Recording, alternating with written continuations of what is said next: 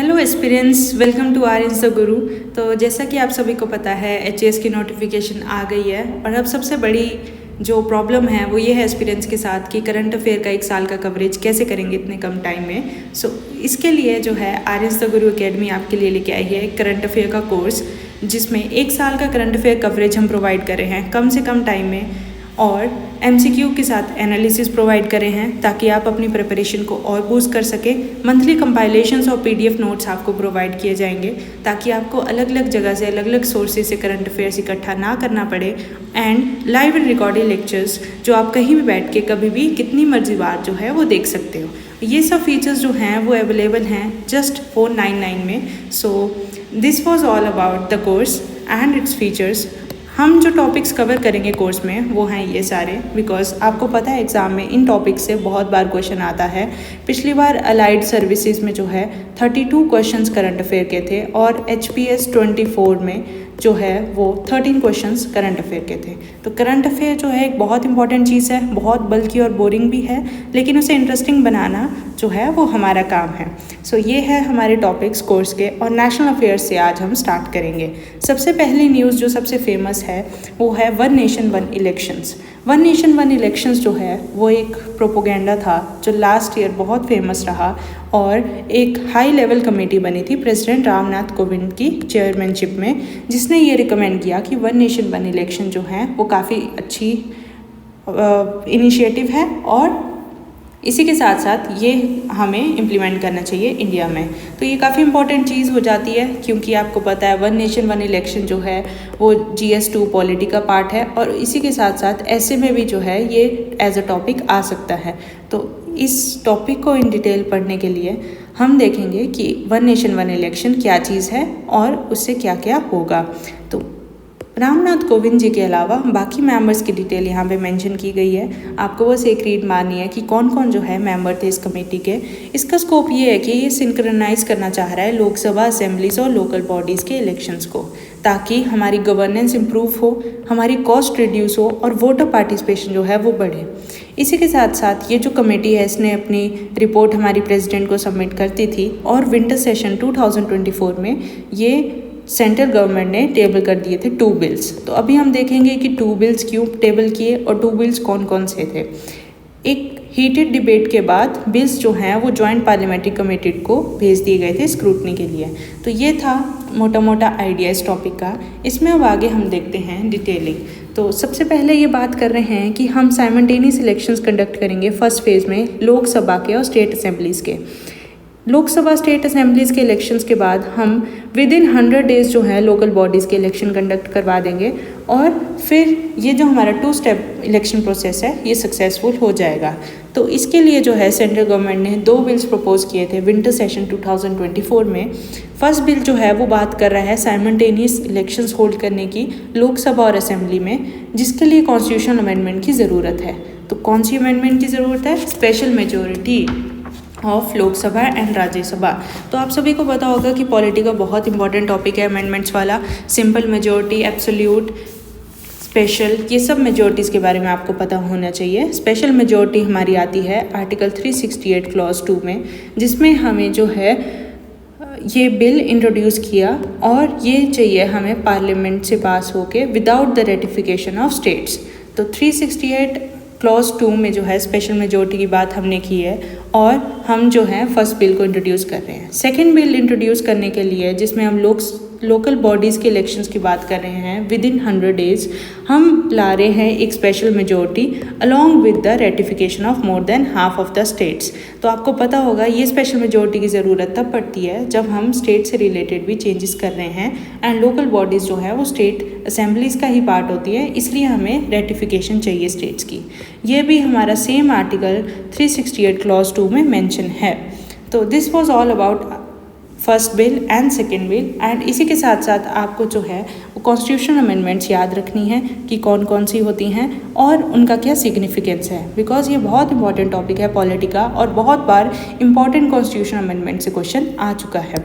Next comes constitution में जो amendment करनी है तो कौन कौन से आर्टिकल्स जो है अमेंड किए जाएंगे।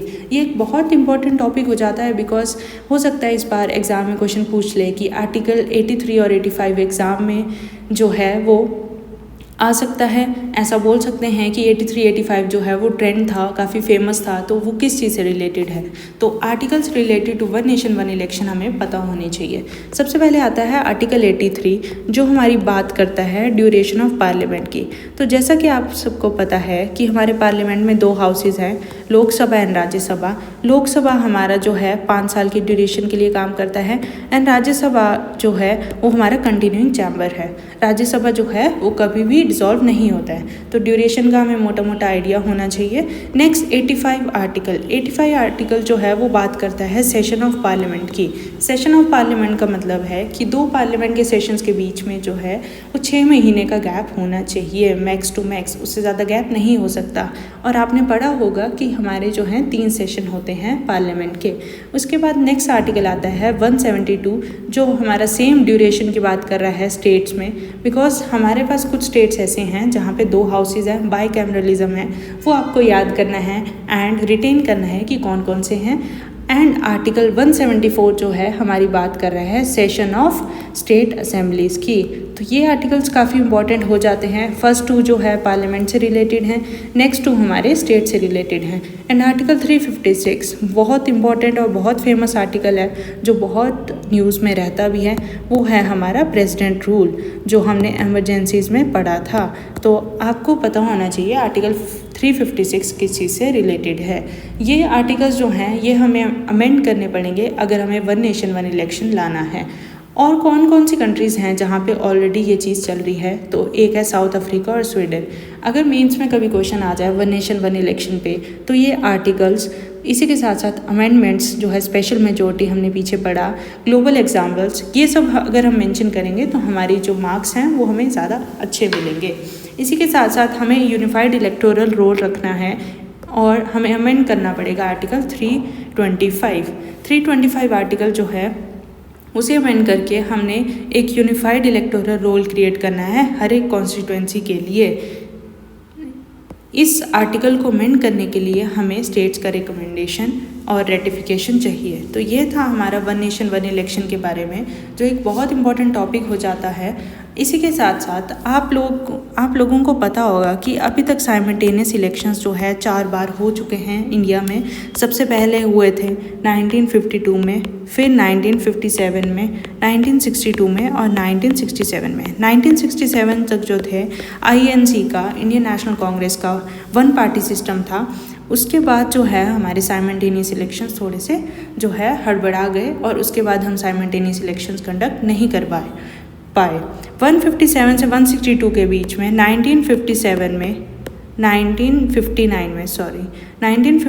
में केरला में प्रेसिडेंट रूल आ गया था, जिस वजह से थोड़ा सा हमारा डिस्टर्ब हो गया ये सिस्टम। और 1967 के बाद 1968-69 में हमारे कुछ डिस्ट्रप्शंस आ गए थे इलेक्शंस में और कुछ हमारी लोकल पॉलिटिक्स में, जिस वजह से हम साइमल्टेनियस इलेक्शंस नहीं कर पाए। तो ये कुछ बेसिक इन्फॉर्मेशन थी वन नेशन वन इलेक्शन की, जो एक बहुत इंपॉर्टेंट हो जाता है पॉलिटी पर्पज़ से एंड GS2 पर्पज़ से। नेक्स्ट हमारी न्यूज़ आती है इंडिया का फर्स्ट बायो-बिटुमेन नेशनल हाईवे जो हमने इनॉग्रेट किया नागपुर मानसर में। नेशनल हाईवे 44 है।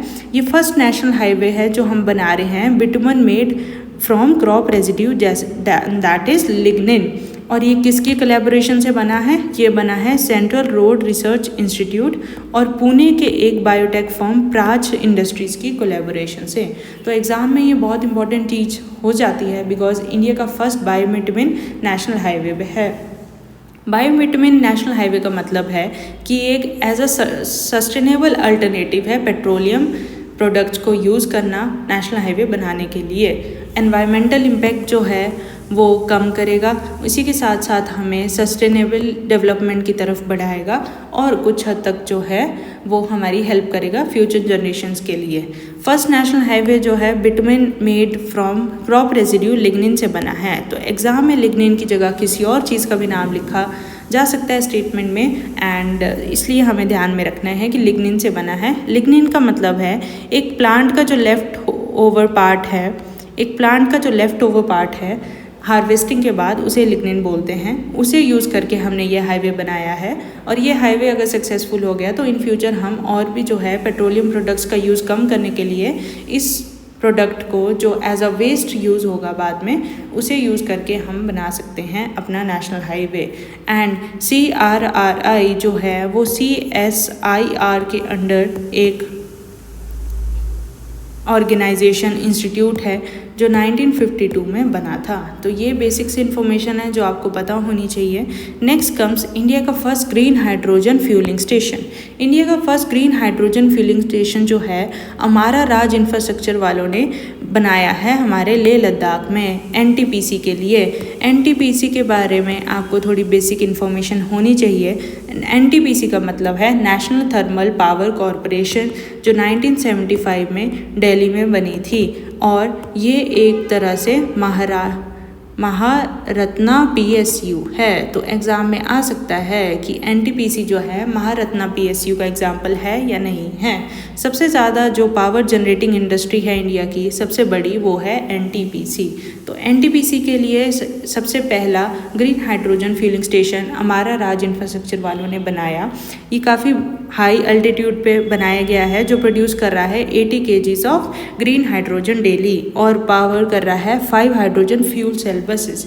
इसका इम्पॉर्टेंस ये है कि हाइड्रोजन की प्रोडक्शन ये हमारे बढ़ाने में हेल्प करेगा, इसी के साथ साथ एमिशन फ्री ट्रांसपोर्ट में हेल्प करेगा एंड रिन्यूएबल एनर्जी की तरफ बढ़ने के लिए बहुत अच्छा स्टेप है।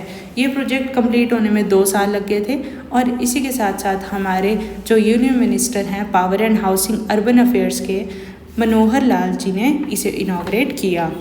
ये एनवायरनमेंट पर्पस से काफ़ी इम्पोर्टेंट पॉइंट हो जाता है एंड इन केस एनवायरनमेंट में GS3 में कभी क्वेश्चन आए कि कैसे हम सस्टेनेबिलिटी की तरफ बढ़ सकते हैं, पेट्रोलियम प्रोडक्ट्स को कम करने के लिए रिन्यूएबल प्रोडक्ट्स का यूज़ कर सकते हैं, तो उसमें हम एज एन एग्जांपल ये स्टेटमेंट को कोट कर सकते हैं।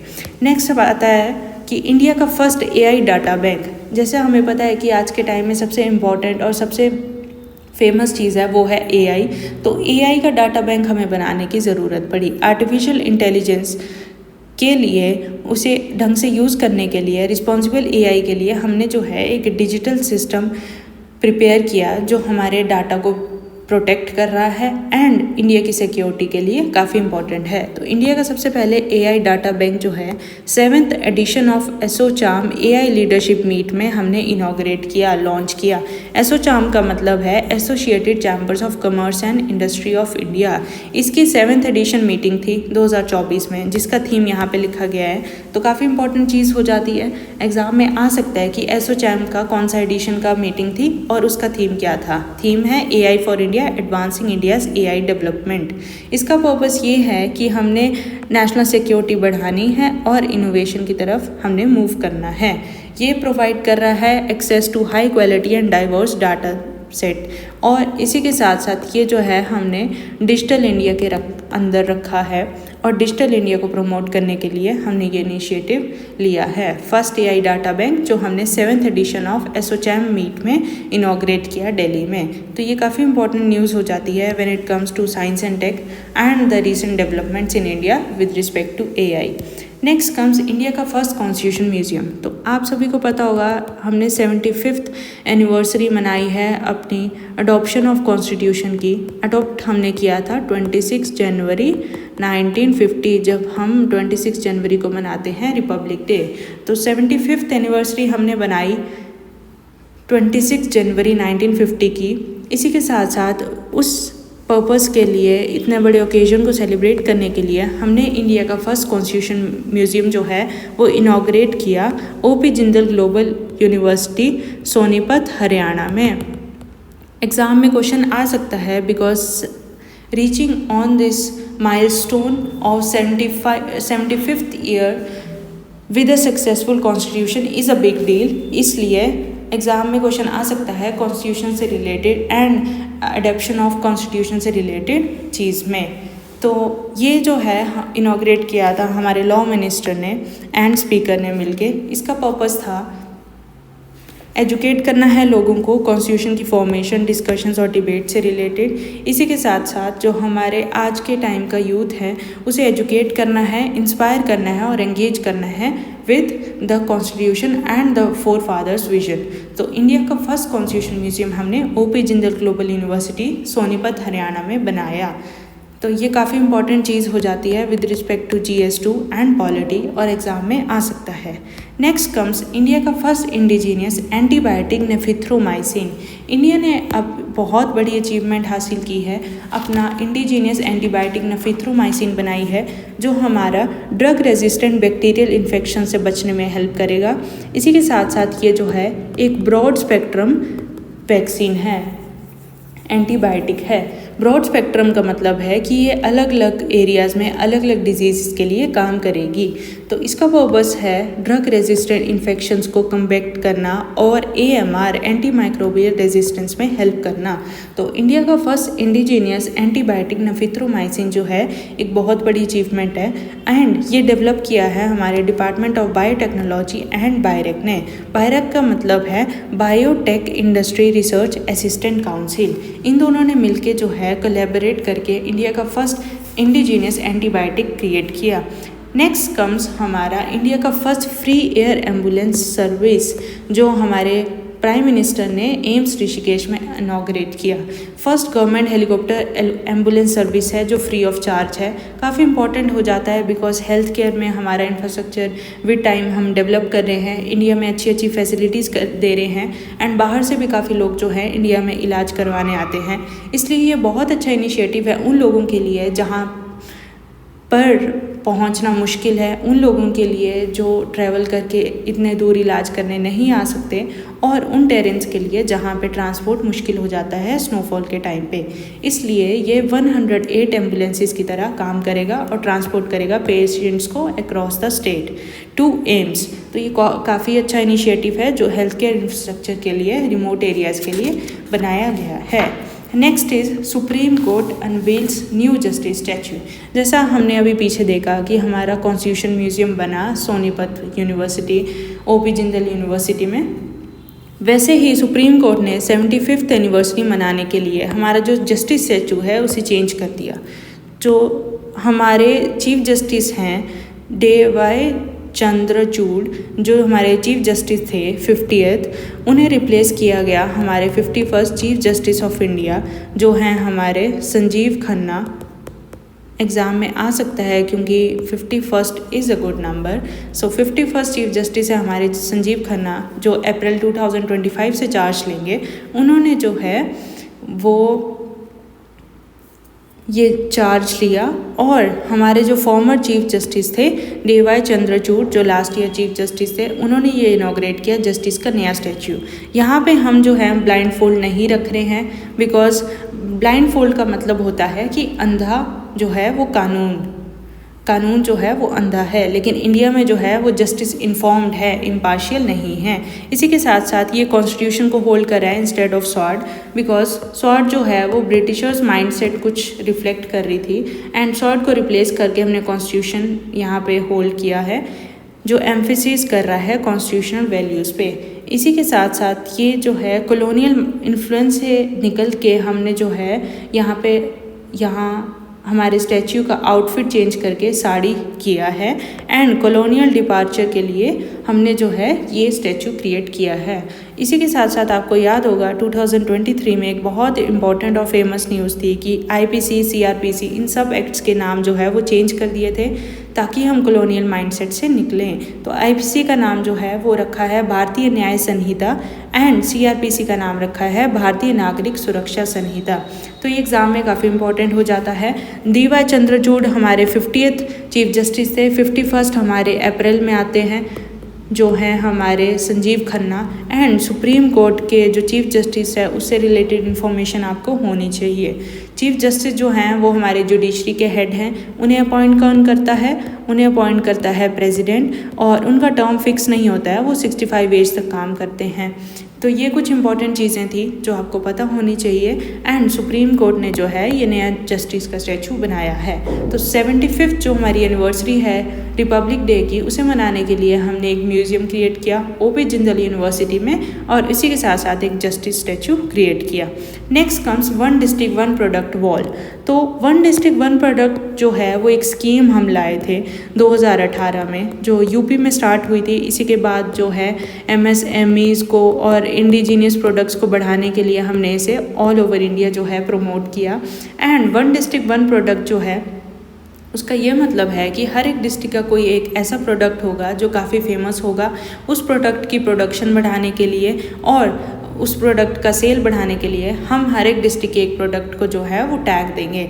जैसे हमीरपुर का मिल्क एंड डेयरी प्रोडक्ट्स काफ़ी फेमस हैं, तो उन्हें जो है वन डिस्ट्रिक्ट वन प्रोडक्ट में हमीरपुर का प्रोडक्ट माना गया है। चंबा और शिमला का जो है वो एप्पल है, बिलासपुर का टर्मरिक है। वैसे ही आप अपने अपने डिस्ट्रिक्ट्स का पता कर सकते हो। तो one district one product wall जो है वो हमने इनॉग्रेट की सऊदी अरेबिया के रियाद में by union minister Piyush Goyal. ये सऊदी अरेबिया के रियाद में हमने इनॉग्रेट की ये wall one district one product को रिफ्लेक्ट करते हुए, ताकि हम प्रमोट कर सकें लोकल इंडियन प्रोडक्ट्स ग्लोबली और मेड इन इंडिया की तरफ जा सकें। तो ये जो स्कीम है हमारी वन डिस्ट्रिक्ट वन प्रोडक्ट 2018 में ministry of food processing industries लाया था। एंड इसी के साथ साथ जो है ये स्कीम जो है लेटर हमने स्किल इंडिया एंड उसी के साथ साथ मेड इन इंडिया के साथ इंटीग्रेट कर दी। तो एग्ज़ाम में आ सकता है वन डिस्ट्रिक्ट वन प्रोडक्ट कब लॉन्च हुआ था एंड उसकी जो वॉल है वो हमने कौन सी कंट्री में बनाई। Indian embassy in Riyadh Saudi Arabia में बनाई, ताकि हम प्रमोट कर सकें local Indian products globally. So this was an important news. And next comes Uttarakhand के CM ने इनॉग्रेट किया जौलजीबी मेला। जब भी ऐसे फेस्टिवल्स होते हैं जो बहुत लाइमलाइट में होते हैं या फिर जो एंशियंट हमारा सिग्निफिकेंस होल्ड करते हैं, वो काफ़ी इंपॉर्टेंट हो जाते हैं एग्ज़ाम के लिए आर्ट एंड कल्चर वाले सेक्शन में। तो जौलजीबी जो मेला है वो उत्तराखंड में हुआ। उसका सिग्निफिकेंस ये है कि one of the north India's largest trade fairs है, जहाँ पे मर्चेंट्स अलग अलग कंट्रीज से आके जो है वो ट्रेड करते थे पुराने टाइम पे। इसलिए जो है सबसे पहले ये मनाया गया था 1914 में by royal family of Askot, जो वहाँ उत्तराखंड के लोकल राजा थे। इसी के साथ साथ ये इम्पॉर्टेंट हो जाता है मेला बिकॉज इसे रिवाइव करने के लिए, जो इंडिया का one of the largest trade fairs था, उसे रिवाइव करने के लिए यहाँ के CM ने इसे इनॉग्रेट किया और पिथौरगढ़ में जो है ये मेला मनाया गया। तो काफ़ी इंपॉर्टेंट चीज़ हो जाती है बिकॉज इंडिया के रिच हेरिटेज को और इंडिया का जो कनेक्शन है बाकी पड़ोसी देशों के साथ, उन्हें बचाने के लिए हम ये सारी स्कीम्स लाते हैं और ये सारे मेले जो हैं वो ऑर्गेनाइज़ करते हैं, ताकि हमारा जो लगाव है इन चीज़ों से वो बना रहे। इसी के साथ साथ हमारा डेमो सेशन ख़त्म होता है। And I hope you guys like the session और आपको इंटरेस्टिंग लगा होगा थोड़ा करंट अफेयर्स। एंड अभी थोड़ा टाइम कम है एग्ज़ाम के लिए, इसलिए हम कोशिश करेंगे कि आपका करंट अफेयर अगले 10 से 15 दिन में हम ख़त्म कर दें पेड बैच के लिए, ताकि आप बार बार चीज़ें पढ़ सकें और बार बार उन्हें रिवाइज़ कर सकें। आप हमारे टेलीग्राम चैनल को भी ज्वाइन कर सकते हैं, जहाँ पे आपको ये डेमो लेक्चर मिल जाएगा। इसी के साथ साथ इस डेमो लेक्चर की PPT विद नोट्स मिल जाएंगे। एंड आप हमारे प्ले स्टोर से ऐप को भी इंस्टॉल कर सकते हैं, जहाँ पे हम अपने कोर्सेज़ की डिटेल देते हैं। Thank you so much. I hope you liked and please don't forget to like, subscribe and share this to everyone who is in need. Thank you. Meet you soon.